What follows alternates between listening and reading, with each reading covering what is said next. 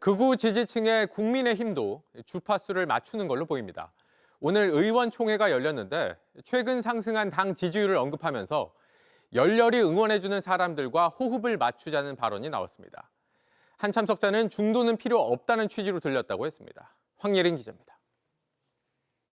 최근 여론조사에서 국민의힘 지지율이 35%, 더불어민주당 지지율은 33%로 나타났습니다. 윤석열 체포영장 집행 국면에서 국민의힘 지지율이 오차 범위 안에서 민주당보다 높게 나온 겁니다. 국민의힘 내부에선 강성 지지층 덕분이라는 고무된 분위기가 있는 걸로 파악됐습니다. 실제 오늘 열린 비상의원총회 비공개 자리에서 한 의원은 우리를 열렬히 응원해주는 사람들 덕분에 이렇게 지지율이 올랐다며 앞으로 이분들을 외면하지 말고 열심히 함께 호흡 맞추자고 말한 사실이 JTBC 취재 결과 확인됐습니다. 국민의힘은 자체적으로 계엄 특검법을 당론으로 발의하기로 한 가운데 일부 의원들은 이에 반대 의사를 표명한 걸로 전해집니다. 한 참석자는 당 지지율을 언급하거나 자체 특검 법안 발의에 반대한 의원들의 설명에 대해 이런 해석을 내놨습니다. 중도는 필요 없다. 국민의힘이 특검법을 내는 등 잘할 필요는 없다. 강성 지지층만 보고 가면 된다는 의견으로 들렸다는 겁니다. 다만 당내에서도 여론조사에 고무된 의원들을 향한 우려의 목소리도 있습니다. 원내 지도부 한 의원은 강성 지지층에 더해 민주당 이재명 대표가 싫은 사람들이 모인 수치일 뿐이라고 설명했고 또 과표집된 결과라며 경계할 필요가 있다고 분석한 의원도 있었습니다. JTBC 황예린입니다.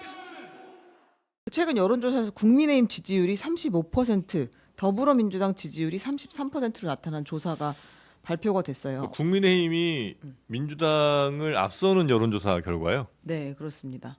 당 지지도가 어디 정당. 조사 결과입니까? 이거? 여기는 MBS 조사 결과고 어제 발표가 됐거든요. 네. 13일부터 15일까지 18세 이상 남녀 1,005명을 대상으로 조사를 한 것인데요. 그것도 있고 오늘 아침에 발표가 된 한국 갤럽 조사. 우리가 사실은 아주 그 경향성을 보기 위해서 큰 조사 기관 것만 항상 소개를 해드리는데 갤럽에서도 국민의힘이 39%, 민주당이 36%로 지지율이 역전이 되었어요. 그러니까 어쨌든 뭐 양쪽에 뭐 결집이 특히 이제 보수층이 결집이 일어나는 거는 아마 부정하기 이 정도면 좀 어려울 것 같기는 한데 그 수치가 생각보다 꽤 높습니다. 이거는 응답하는 분들이 더 좀 적극적인 응답을 지금 많이 하는 그런 상황이라고 봐야 되는 겁니까? 혹시 여론조사에 관해서는 저는 이제 당에서도 분석하실 거 아니에요? 계속 이렇게 보는데요. 로데이터를 쭉 분석하고 다른 조사를 이렇게 보면 뭐 이런 거예요. 예를 들어서 우리가 다 연령이랑 지역별로 보정을 하잖아요. 네. 이게 1,000명 선착순이니까 전화를 받고 뭐 어디서 하면 이렇게 하는데 요거는 보정을 못해. 뭘 보정을 못하냐? 나는 보수입니다. 나는 진보입니다. 나는 중도입니다라고 말한 그 사람 자체 숫자는 보정을 할 수가 없잖아요. 그러니까 우연히 예를 들어 선착순으로 1,000명을 전화를 받는데 네. 뭐 보수가 막 600명이 되고 이래도 그냥 할 수밖에 없는 거잖아요. 왜냐하면 그 기준치가 없으니까. 우리나라에는 보수가 원래 몇 프로고 이런 게 없잖아요. 네. 그걸 모르잖아요, 아무도. 반반을 나눠서 응답을 듣는 게 아니다 이 얘기인 거죠. 정치 성향에 대해서. 그러니까 정치 성향이 특정 예를 들어서 그룹에는 쏠려 있을 수도 있고 하는 건데 네. 우리가 전체 유권자에 대해서 뭘 물어본 적이 없기 때문에 네. 자, 우리나라에는 보수 성향을 가진 사람이 몇 퍼센트 뭐 이런 게 정확한 데이터가 있을 수가 네, 없잖아요. 네. 그렇기 때문에 그건 보정이 안 되는 거잖아요. 지금 지역별 연령별 이거는 행안부에 있는 자료를 가지고 주민등록표에 의거한 자료를 가지고 보정을 한단 말이에요. 네. 그래서 저는 요 시점에서 봐야 될 거는 응답자가 1,000명이면 보수라고 응답하면서 응답한 분의 숫자, 진보라고 한 사람, 중도라고 한 사람 이 숫자 분포를 좀 봐야 될 것 같다. 예를 들어 오늘 발표한 갤럽 같은 경우는 네. 보수라고 응답한 분이 337명이에요. 네. 중도는 274명. 네. 근데 진보가 262명이에요. 굉장히 작죠. 네. 네. 그러니까 이제 이런 걸 좀 보자. 예. 그러니까 보수 지지자들이 적극적으로 응답을 하고 있다. 지금 그건 이제 이렇게. 비교를 해봐야 되죠. 지난번에는 어땠고 그 전에는 어땠고 한데 제가 전주 거를 봤더니 네. 전주에는 보수가 330명, 그러니까 요번 주에 7명 더 늘었어요. 네. 중도는 271명이었어요. 그러니까 요번 주에 3명이 더 늘었어요. 근데 진보가 지난주에 291명이 응답을 했는데 이번 주 262명이면 29명이 줄었잖아요. 네. 네. 이 숫자가 굉장히 크죠. 음. 그래서 이런 식으로 조금 보자. 음. 추정입니다. 네, 알겠습니다. 우리 여론조사 결과에 대해서 혹시 우리 네. 서 소장님 어떻게 보십니까? 일단 뭐 민주당이 이 여론조사에 대해서 여러 가지 많은 분석을 해야 될 필요성이 있다. 네. 왜 그러냐면 이게 수치 자체가 뭐 진보 진영, 보수 진영, 그다음에 중도 진영 뭐 이런 영향도 있겠으나 흐름 자체는 지금 계엄 정국에서 정권 교체가 필요하다는 인식이 높을 게 분명함에도 불구하고 네. 민주당이 계속해서 네. 지지부진한 지지율을 보이는 거고 심지어 이제 뭐 몇 퍼센트 오차범위지만 역전을 당했잖아요. 네. 이거는 과연 지금 민주당의 현재의 모습이 좀 국민들이 생각하는 어떤 기대치에 부합되느냐. 그러니까 저는 이제 이게 보통 강자들의 좀 저주라고 볼 수도 있어요. 강자의 저주? 뭐냐면 보통 이 국민들의 민심의 심리가요. 네. 좀 가진 사람들은 좀 아. 포용력이 있고 좀 따스하고 좀 뭔가 유연하고 이런 것들을 보이기를 원하는데 강자가 계속해서 힘을 쓰고 밀어붙이는 모습을 보이면 반발심이 생긴다. 지지와 일단 이런 부분들을 멈추는 성향이 있는 것 같아요. 아, 그래요. 예, 그래서 저는 그런 부분들이 반영이 된 것 같고 네. 두 번째는 지금 윤석열 대통령에 대한 지지도가 아니라 저는 이제는 조기 대선 국면에 대한 그 여론조사 추이라고 봐요. 네. 어차피 보수와 진보가 붙는 상황이라면 조기 대선에서는 팽팽할 수밖에 없습니다. 네. 박근혜 당시 전 탄핵 시에도 문재인 대통령이 나머지 보수층이 분열돼서 그러지 전체 합은 졌어요. 41%로 저기 대통령이 되셨고 네. 홍준표, 안철수 합을 하면 50%가 넘습니다. 그러니까 지지도 자체가 민주당이 원사이드하게 가지고 가는 대한민국이 아니에요. 그래서 저는 그런 부분에 있어서 이 민주당이 가지고 있는 국민들에 대한 비호감도가 어디에서 기인되는지 라는 부분들을 지금부터라도 차곡차곡 하나하나씩 해제해 나고 개선 나가는 네. 필요가 있는 수치다. 근데 이게 뭐 확정적인 수치라고 머물러 있는 수치라고 보지 않기 때문에 일단은 민주당에만 좀 유의미한 수치라고 보는 게 맞을 것 같고요. 네. 국민의힘이 이걸 보고 좋아하잖아요. 이건 독이다. 아, 그럼 이제 이거 더 독배다. 큰 코 다친다. 제가 좋아하지 않아요. 아니 그러니까 국민의힘이라고 네, 얘기하는 겁니다. 저 국민의힘이 이걸 국민의힘입니다. 보고 벌컥벌컥 마시잖아요. 네. 그러면 그냥 비소 중독에 걸려서 좋아하면 안 돼요. 아, 지금 일어날 수가 약간 좀 좋아하면 안 돼요. 좋아하는 것 제가 같은데.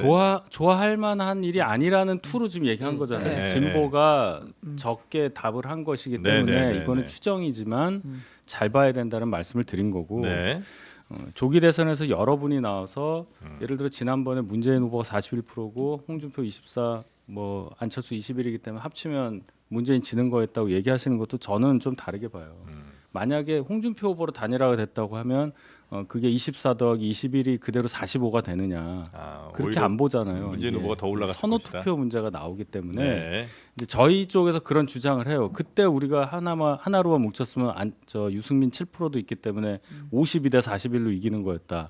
이런 희망으로 돌리는 분들이 있어요. 저는 그거를 경계해야 된다고 봐요. 네, 네, 네, 네. 그런 차원입니다. 네. 제가 안 좋아하잖아요. 예, 그 알겠습니다. 이미 조기 대선 지지율대로 나오기 시작했다. 네. 그 분석은 맞는 것 같습니다. 그리고 이 수치에 대해서 민주당이 대단히 긴장하고 위험 신호다라고 판단을 해서 분석을 제대로 하고 대처를 잘 해야 될 것 같습니다. 그냥 이 수치만으로 보면 저는 그런 생각을 해봤는데 그 보수 과표집도 있을 테고 그 국민의힘 쪽에 왜 지지가 몰리는가 상승 추세인가 네. 국민의힘이 대단히 위기다 우리가 지금 지지해주지 않으면 저당이 큰일 날 수도 있다 이런 위기감도 좀 있는 것 같고 지금까지는 일단 비상계엄 내란에 국민의힘이 크게 기여한 게 드러나지는 않았잖아요. 일단 비상계엄 해제할 때 국회 들어가지 않고 바깥에 모여 있었던 것 이것은 이후에 조사를 좀 해봐야 되겠지만 아직까지는 이 내란이라는 것 자체가 윤석열이라는 사람이 너무나 독특하고 기이한 망상 환자고 그 행정부 중심으로 군경이 한 거지 국민의힘이 거기에 큰 힘을 실어주거나 동조를 했다라는 게 드러나지는 않아서 네. 윤석열과 국민의힘을 좀 분리해서 보는 듯하다는 거고 민주당 쪽에 대한 불만은 아마 그런 게 있을 겁니다. 이제 이재명 대통령 시대 민주당 정부를 생각을 해보게 되는 거죠. 그게 내가 말하는 세상인가? 광장에 나왔던 시민들이 내가 바라는 세상을 과연 민주당은 실현해 줄 것인가? 물음표를 지금 찍고 있는 것 같고 MBS 조사할 때만 해도 윤 체포를 못한 시기였잖아요. 그래서 아니 이렇게까지 했는데 아직도 체포를 못하고 지지부진한 민주당은 뭔가 이런 불만들도 좀 반영돼 있었던 것 같습니다.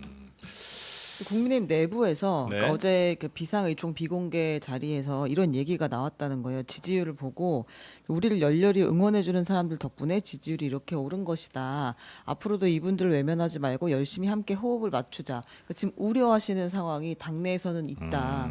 왜냐면 지지율을 보면 당연히 힘이 나고 그 지지의 근원이 누군지 찾아보고 호흡을 맞추고 싶어지잖아요. 네. 그게 지금 당에서 경계해야 될 될 대목이다. 건데 지금 당에서 어쨌든 라고 당장 보시는 나오는 거죠. 그 수치에 그냥 조금 취한 분들이 계신 것 같기는 하다. 이 정도로 뭐 정리하면 취했다기보다 아무도 모르는 일인데 네. 그래도 뭐 긍정적으로 보이는 숫자가 나오니까 좀 힘은 나겠죠. 근데 이거를요 뭐 보수가 많이 응답했다, 과표집됐다 하는 거를 다른 식으로 좀 표현을 하면 이게 실제 투표에서의 투표율로 볼 수도 있어요. 보수 지지층이 거의 다 투표를 할 수 있는 상황. 뭐 진보나 중도가 투표율이 좀 적을 수 있는 상황. 그렇게 되면 결과는 달라지잖아요. 그러한 투표 의지와 연결 지을 수 있는 상황은 충분히 된다고 봅니다. 네.